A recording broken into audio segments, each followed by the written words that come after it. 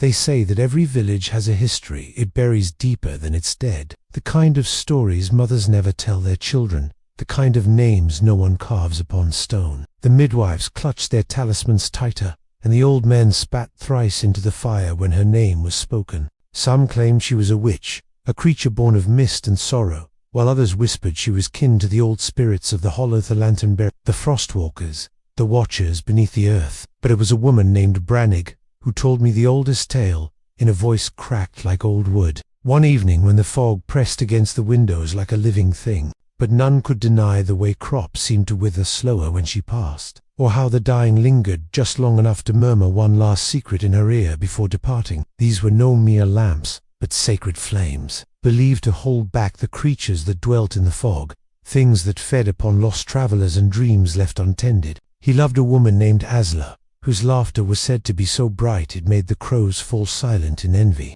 Oddron searched for 3 nights, the lantern in his hand the only light amidst the devouring dark. He placed the lock within his lantern and let the flame consume it, and from that night neither Oddron nor his lantern was seen again. Yet when the fog grew thick and men lost their way, a pale light would appear, leading them home. On the 3rd night, at the boundary stone beneath the ancient Tretha, one whose roots wound like clutching fingers, he found a single lock of her hair, bound in a ribbon of crimson. But fate, as it does in such tales, is a cruel and restless thing. And when the sun rose, there would be words upon the stones, frost-etched and sorrowful, names of those taken, and sometimes juiced, sometimes a message, meant for one left behind. The church bell, long silent, gave a single mournful toll, though no hand touched the rope. And by the old well, frost appeared even beneath the high sun, words half-formed and broken before the noon heat. On the eve of their wedding,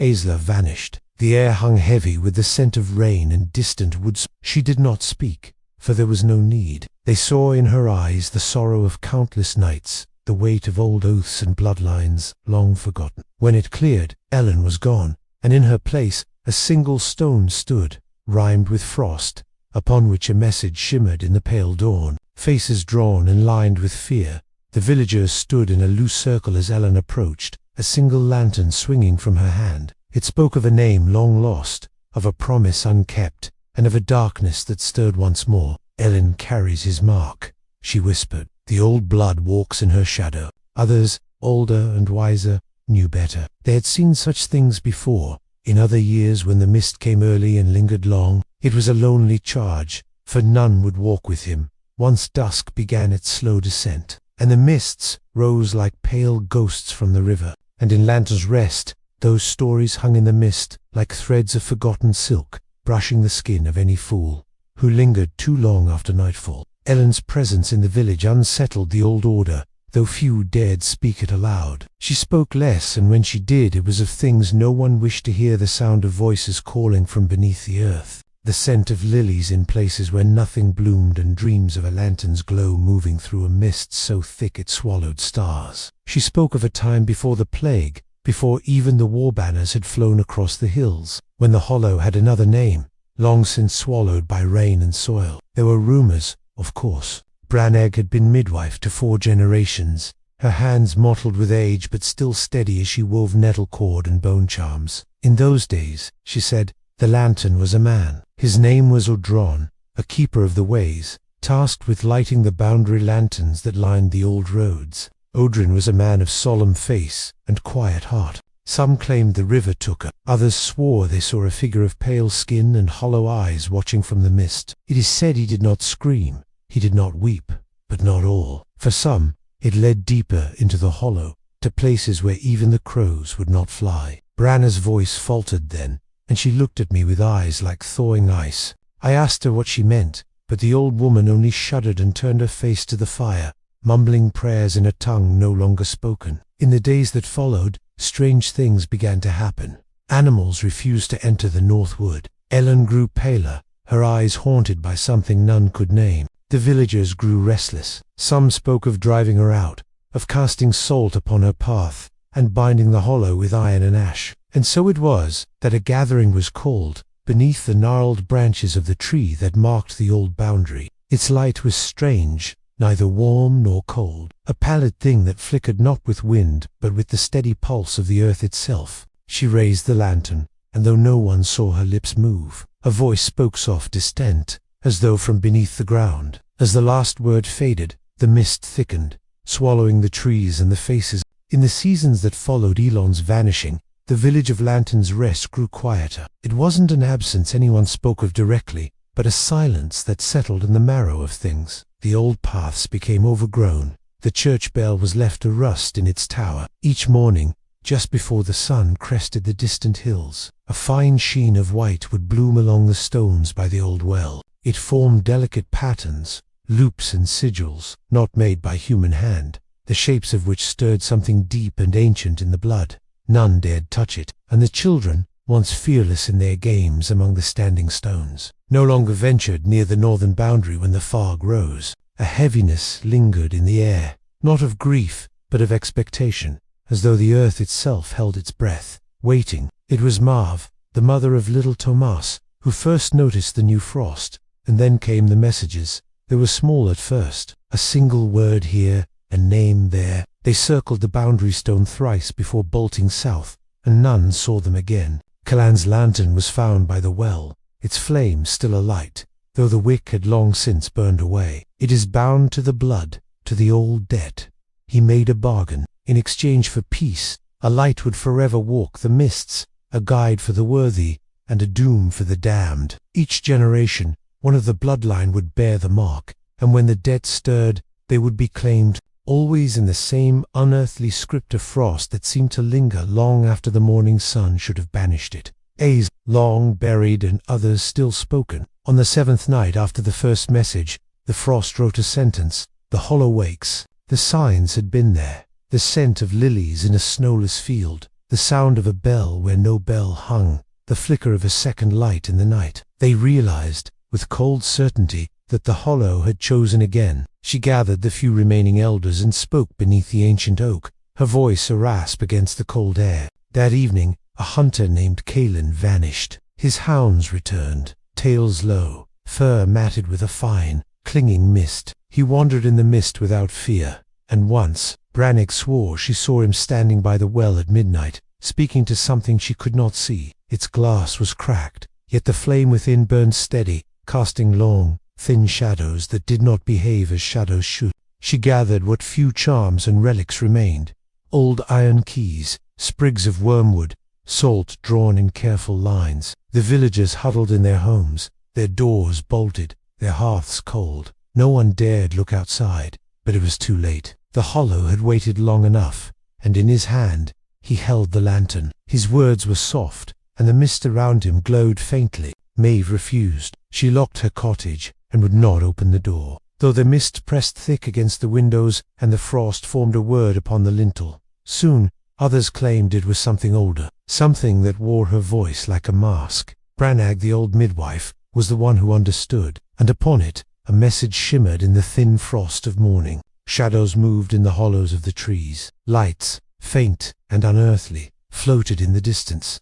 and sometimes there were voices, not loud, not angry, but soft and sorrowful, calling names in the dark. The village, then no more than a cluster of huts beneath the hollow's edge, was plagued by something vast and cruel, a presence that swallowed the lost, soured the milk, and turned the very rivers thick and dark. "The lantern walks not by its own will," she murmured. The others averted their eyes, for they knew what she meant. The children were warned never to follow a lone light in the mist. Bread and salt were left by the stones at midwinter, and on the night when the fog first touched the earth, each autumn, every hearth was extinguished before dusk. Long ago, before the warbanners fell, and the old kings were bones in nameless graves, a pact had been made. A wanderer came, a man with eyes like storm glass and a lantern that burned with no oil nor flame. Aldrin was the first. Ellen was not the last. Branna's voice faltered then. "There is another," she whispered.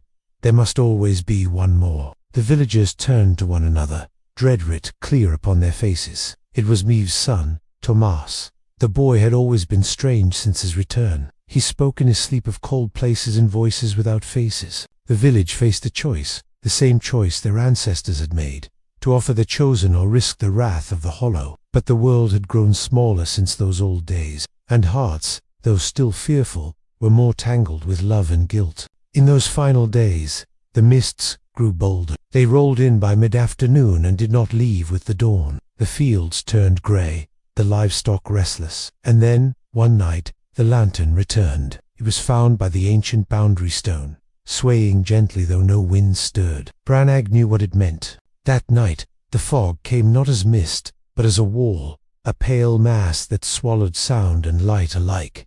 Except one. Tomas was seen, his small figure walking the north path, the frost rising beneath his feet with each step. Some swore it was Ellen who called to him, her voice distant and kind, promising peace, promising an end to the waking dread. By dawn, both were gone. In their place, a single stone stood by the well, old and weathered, though none remembered it being there before. The debt is paid, for now, and so the hollow slept again. But in the heart of Lantern's Rest, none forgot, for they knew the hollow never truly sleeps, and neither does the lantern.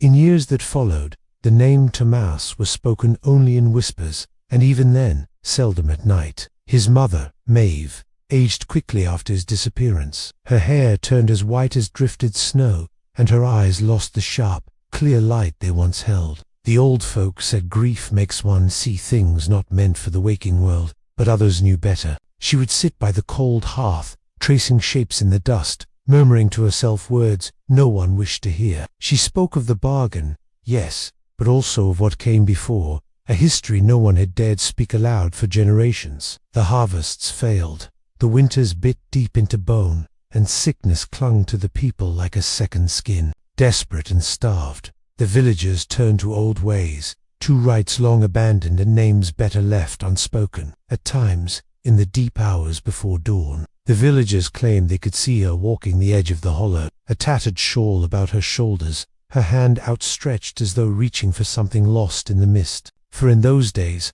the mist returned too quickly, and the frost formed words upon the stones far too often. Branag, aged now, and nearing the end of her own long life, told one last story before the fever took her. He promised them peace, promised the fog would lift and the soil would yield again. But every promise comes with its shadow. Before the lantern walked, before even the hollow bore its curse, the land itself had been unkind. To give a name is to give shape, weight, memory. It binds and defines. And every generation since, one would be born to bear it, to carry the sorrow and shadow of a promise made in hunger. The final child of the old blood, the last death, or so it was believed. The villagers, desperate and trembling, gave him the name of a girl, one unclaimed by kin or hearth, a pale shape beneath the ancient oak, a reflection in still water at dusk, sometimes soft, sometimes distant, but always kind, as though from someone who remembered what it was to be motherless and alone. Dreams of a face that did not age, eyes like glass smoothed by endless tide, pale, wide-eyed, with a holy book bound in cracked leather. He spoke of curses, of old rites, and the dangers of lingering debts. He carried relics, iron charms, and bells meant to drive out restless spirits, a child born of mist and frost, unnamed and unwanted. And so, in the darkest hour of a nameless year, they gave the wanderer a name, Ellen. A wanderer had come in those days, a man neither wholly alive nor truly dead, his face forever veiled, a lantern hanging from his withered hand. In exchange he asked for one thing, a name freely given. At dusk he lit the fire, and the flames rose high, a flickering crown against the dark. Not a life, not a soul, a name, but names, as the old blood knows, hold power. The land healed, but the debt lingered, for though the child was gone by morning,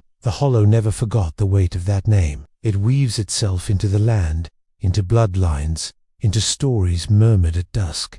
Ellen of our time, Branagh whispered, was the last of them. Yet the hollow is not bound by time as we know it. Even as the seasons turned and new children were born, there were those who claimed to see her figure in the mists. Maeve, in her sorrow, spoke to her lost boy in sleep, and neighbors heard a second voice answer. A quiet pact between the living and those who wandered still. One winter, when the snow lay thick as wool across the land, a traveling priest arrived. The villagers, desperate, let him be. He built a great pyre at the heart of the old clearing, laid upon it tokens of the past, the cracked glass of old lanterns, a lock of white hair, a frost-bloomed stone. For a moment it seemed to work. The mist drew back, the frost upon the stones faded, and yet, before dawn, the flame died. In its place, upon the last embers, lay a single object, a lantern, old, blackened by soot and age, its glass warped by time, but its flame steady,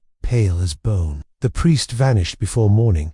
Some said the mist claimed him, for that night, in every window pane, in every shallow pool, the villagers saw her face. Ellen, not vengeful, not cruel, but sorrowful, as though weary of being remembered only in fear. The hollow remembers, Branagh once said, and the debt, no matter how many times it is paid, leaves a mark. And so it was that the villagers began to leave offerings again, salt upon the stones, bread at the threshold, lanterns lit and left at the edge of the fog, not out of terror now, but sorrow. They told the children new names, and taught them never, under any stars, by any light, to follow a lantern moving alone through mist. For though Ellen's debt was paid, the hollow hungered still, and old promises, like old bones, do not stay buried forever.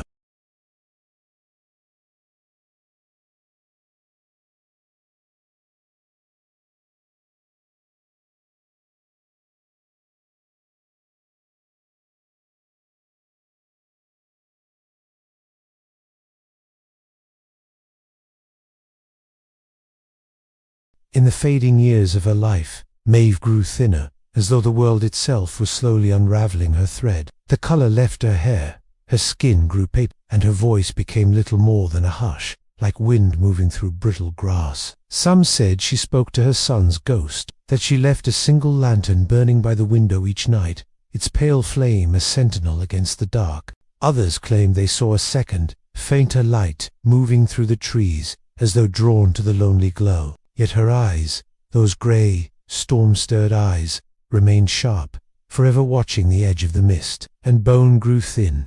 Maeve lay upon her narrow bed, the cold pressing against the glass, and dreamed. The villagers avoided her cottage by the hollow's mouth. No one dared challenge it, for deep down, they knew, on the longest night of winter, the night when the old ones believed the veil between breath, it was not a dream of grief or terror, but of the hollow before it was cursed, of fields heavy with bloom, of rivers clear and swift, of skies untouched by mist. And there, beneath the ancient oak now long split and withered, stood a girl, not the Ellen they remembered, not the pale figure seen in reflection or mist, but a child, barefoot, hair the color of frost damp, hay, her face marked by neither sorrow nor age, though her eyes held centuries. Maeve approached her in the dream, her old bones unburdened by pain, her voice strong once more. "We gave you a name," she whispered, "a thing both confession and lament. We gave you to the dark so the rest of us might live. Why do you come to me now?"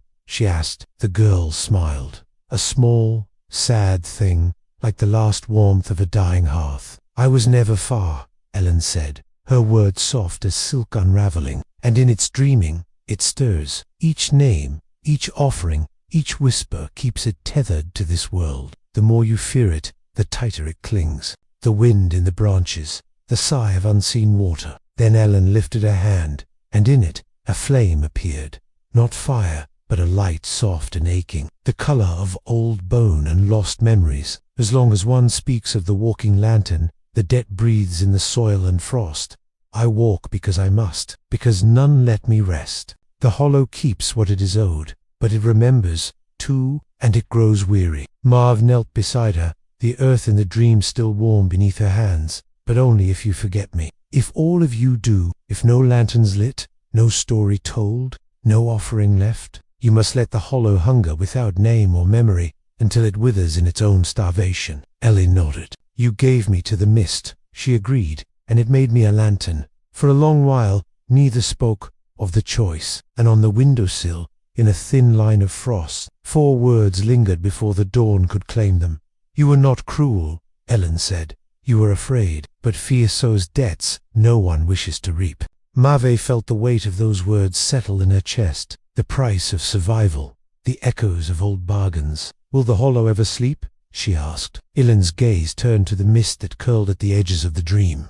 "It sleeps," she said, "but it dreams." Maeve's throat ached. "And you—" "I am the tether's end," Ellen said, her voice no louder than a dying breeze. A silence then, deep and old as the earth itself. Some say they saw a figure at her door, a child with eyes the color of old glass, but no one spoke of it. And then, a choice. "I can unbind it," Ellen said at last.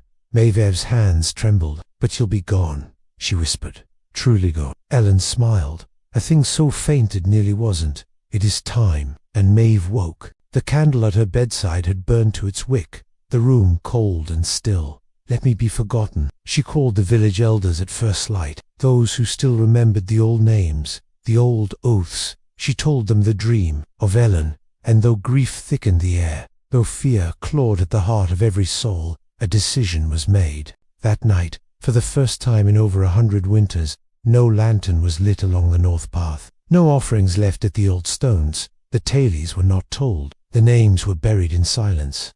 And the mist came. It rolled heavy over the fields, pressed cold against the windows.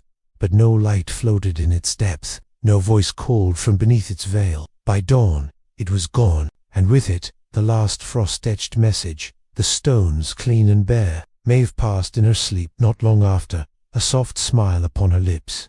The village endured. The hollow slept, and slowly, like a wound scabbed over, the memory of Ellen, of the lantern, of the hunger, faded. But the old stones remain, half buried in earth and moss, and on certain nights, when the mist curls just so, those who listen closely swear they can hear the faintest sound, a lantern's glass softly tapping in the dark.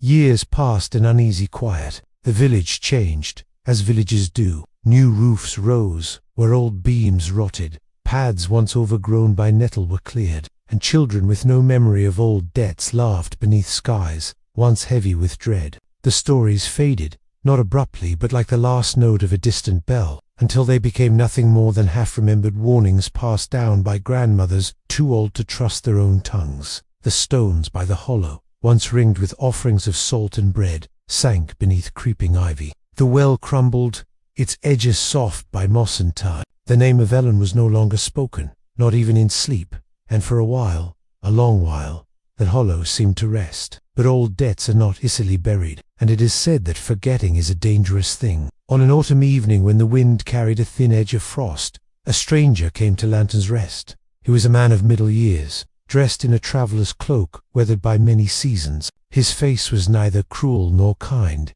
but pale in a way that spoke of long roads and colder nights. The hearth was cold, but he made no complaint, only sat with his back to the darkened window and a small bundle at his feet. The villagers watched him with the wary, careful eyes of those who'd long learned to distrust what came from beyond the mist. He took lodging at the empty inn, long shuttered but opened now and then for rare wayfarers. It was the bundle that troubled them. A child named Maran wept in her sleep, murmuring of frost upon the stones, and in the hour before dawn, when the world feels most hollow, someone left a bundle of salt and rosemary upon the old well's remains. Wrapped in oilskin, stained with years of travel, it bore a shape all too familiar, and though no one spoke it aloud, each soul in that room knew what it was, and though no one could say for certain, they felt the land hold its breath. The stranger introduced himself as Callan, a name no one in the village knew, though it stirred something old in the bones of the earth, of a hunger that could be soothed but never slain. He spoke of no kin, no purpose. When asked what business brought him to these hills, he only smiled a small, sad curve of his mouth, and answered, "I've come to find what was lost." That night, the mist returned, not heavy, not bold, but curling low across the fields like a memory rising unbidden. And though no light appeared in its depths, the people of Lantern's Rest felt a stirring in their marrow, as though the very soil had begun to wake, of names whispered in frost, of debts paid in sorrow. Its metal was pitted and dark with age, the glass warped and thick, yet within it a single flame stirred, not yellow nor gold, but a pale, mournful blue. The hollow, he explained, was not merely here. It is not the end, but it will buy you years, perhaps a lifetime. It was everywhere the old promises had been made, threads woven through earth and water, waiting to be tugged. Old Garin, the blacksmith's brother, swore he heard a bell toll in the distance, though no bell had hung in the church tower for a generation. Each tethered to a name, to a moment when fear outweighed mercy. You think it sleeps? It does not. The next morning Callan walked the north path. Several villagers claimed to have seen him at the hollow's edge. Lantern unwrapped his glass dark. He returned before dusk, his boots damp with mist, his face paler than before. At the inn, he spoke quietly to the few who would listen, of an old promise, of a name given freely in desperate times, and then he told them this: you cannot bury a debt by forgetting it, you can only carry it differently. Not in story, not in spoken word, but in the way they watched the edges of the fog, in how they lit their hearths a little earlier come autumn, in how no one, ever, followed a stray light in the dark. There was a stillness then, thick and aching. Branag was gone, Mav long buried, but the old blood still lingered in some, and their hearts recognized truth when it spoke. Callan told them of other places, of other villages, where mists clung and lights wandered. "I've seen them," he said, voice low. "The lost lights." He unwrapped the lantern then. It was old, older than any could guess, and though no breath of wind stirred the room, the flames swayed gently toward the door. A hush settled over those gathered. The stranger rose. "I'll take it with me," he said, voice steady. "One tether, one thread." The eldest among them, a woman named Kara, whose hair hung in a long braid of iron grey, spoke then. "Will it come back?" Callan smiled, though sorrow touched the corners of his mouth. "It always does." And with that, he left. By dawn, both man and lantern were gone. The mist lingered for a day, then two, and then faded once more. Life in Lantern's Rest crept cautiously forward, yet the people remembered. And somewhere, far, Callan had always known the mist. It wasn't something he remembered learning, nor a thing passed down in tale or book, It was simply there, a constant, thin as breath, thick as sorrow. In the quiet corners of his earliest memories, there was always a pale light floating beyond reach, a soundless bell, a name half remembered in sleep. He was not born in Lantern's Rest. His own village lay far to the east, near a river that ran black as iron in spring. And yet, when he crossed the threshold of the hollow, he knew the shape of the land, the way the fog gathered in the hollows of dead trees, the smell of frost on old stones. He had seen it before. A traveller had come to their village, ragged and hollow-eyed, bearing a bundle wrapped in soiled cloth.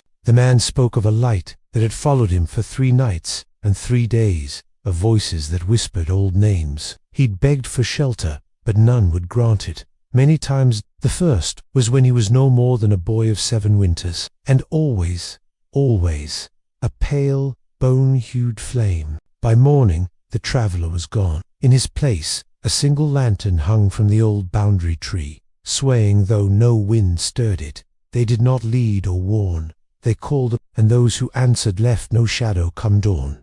That night, the mist came, and so began Cullen's path. As he grew, he saw the pattern. Villages built to near the old hollows, names given to freely in desperate times, lights moving through fog, unclaimed yet unforgotten, and always a debt. Some spoke of mercy, of lost souls guiding the living. But Callan learned early that the lights were not kind. Some he buried beneath cold earth. Others he sank in deep lakes where even memory drowned. He wandered from village to village, following the signs. Frost blooming where it shouldn't, the scent of lilies in autumn, a bell tolling where no bell hung.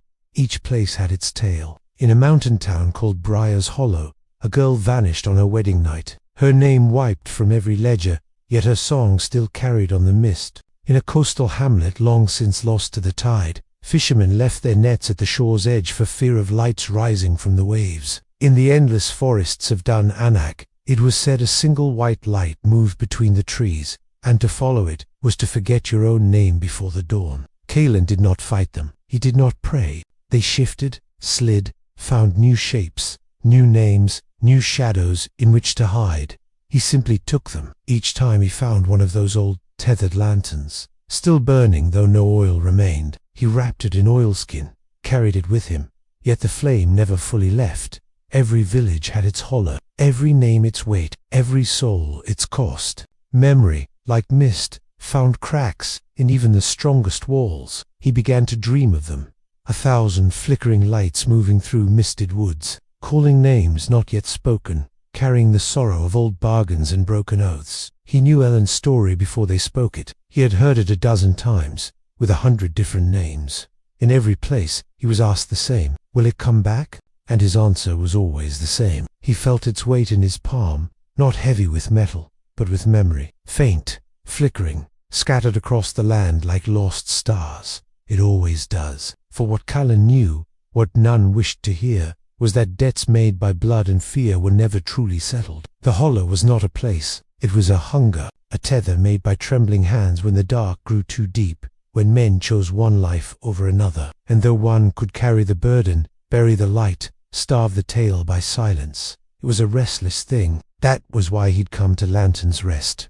The signs were too familiar. The old stones, the crumbled well, the hesitation in the villagers' eyes when the mist thickened. It wasn't the girl he sought, it was the pattern, because patterns could be broken, or at least shifted. That's why he took the lantern from the hollow's edge, its glass thick with age, its flame pale as first snow. "You're not the first," he murmured to it, "and you won't be the last." He carried it out of Lantern's Rest, through the winding north roads where mist clung to his shoulders like a familiar shawl. In the distance, across the dark fields, he thought he saw other lights, and in his heart, Callan knew, no matter how many he gathered, no matter how many stories fell to silence, the lights would rise again. For as long as men made promises in fear, as long as the desperate whispered names into the dark, the hunger would find them. But still, he walked, one step, one light, one debt at a time.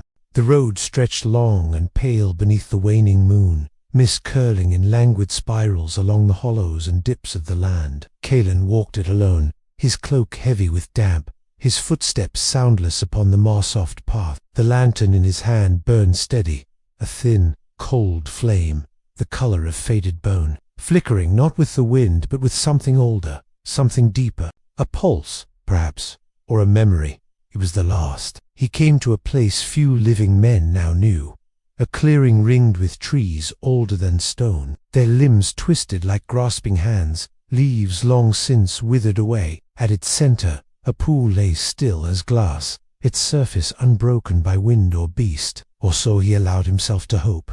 Dawn was a pale thing on the horizon, the sky caught somewhere between night and ash. Callan had come here before, in other years, with other names, other lights, always to this place, the Hollow's Mouth, they once called it, a place where the old debts settled. He knelt by the water's edge, the mist clinging to his skin like breath, and for a long time he said nothing. There were no prayers for this kind of work, no rites, only a simple truth, carried from one generation to the next, that things taken in fear left stains no flood could wash clean. And then, softly, as though speaking to the mist itself, Callan murmured, "I bring what is owed." The lantern flickered, its glow dimming, then flaring sharp and cold. The mist drew in close, and for a moment, a single, thin breath of time, the pool's surface rippled. Reflections moved within it, eyes pale as glass, mouths parted in unspoken words. Ellen was among them, a child's face, weary beyond its years, watching with a sorrow so deep it made the night seem hollow by comparison. Surface, some old, some young, not vanish, it never would, but lessen, like a winter thawing into early spring. Callan met her gaze. "Rest now," he whispered, and with a careful hand he lowered the lantern into the water. The glass hissed as it touched the surface, but no flame extinguished. Instead, the light sank slowly, a pale shimmer against the dark, until it vanished beneath the stillness. The mist drew back, the faces faded, and the clearing grew silent once more. For the first time in many years, Callan felt the weight upon his shoulders ease. He rose, his limbs heavy, his breath clouding before him. Somewhere, a bird called, a thin, reedy note, brittle against the dawn. And though he knew the lights would rise again, in some other place, by some other name, for some other soul, Callan allowed himself a brief, fragile hope that perhaps, for a time, this land would know peace. He left the clearing as the first light broke upon the trees, his figure thinning into the mist, and with him went the last tether of that old sorrow. Also the story claims. They say the hollow sleeps still, the stones by the well lie bare. The mist comes only with the turning seasons, no longer thick with voices, but on certain nights, when the air carries the scent of old wood smoke and the frost blooms too early upon the stones, those who listen carefully claim to hear it, the faintest of sounds, a single lantern's glass, tapping in the unseen dark, waiting.